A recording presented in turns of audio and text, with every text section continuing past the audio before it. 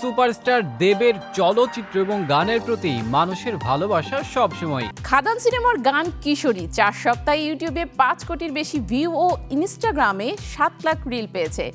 দেব ও ইধিকা পালের রসায়ন, রথিজিৎ ভট্টাচার্যের সুর এবং রিতম সেনের লেখা লিরিক্স শ্রোতাদের মুগ্ধ করেছে। দ্রুত রেকর্ড করছে গানটি। টলিউড সুপারস্টার দেবের চলচ্চিত্র এবং গানের প্রতি মানুষের ভালোবাসা সবসময়। এবার তার খাদান সিনেমার কিশোরী গানটি ইউটিউবে এক নতুন মাইলফলক অর্জন করেছে। সম্প্রতি অভিনেতা দেব তার সোশ্যাল মিডিয়াতে কিশোরী গানটির বিশাল সাফল্যের খবর শেয়ার করেছেন।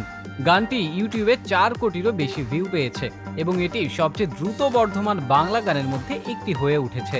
এই সাফল্যের জন্য দেব তার ভক্তদের প্রতি কৃতজ্ঞতা প্রকাশ করেছেন।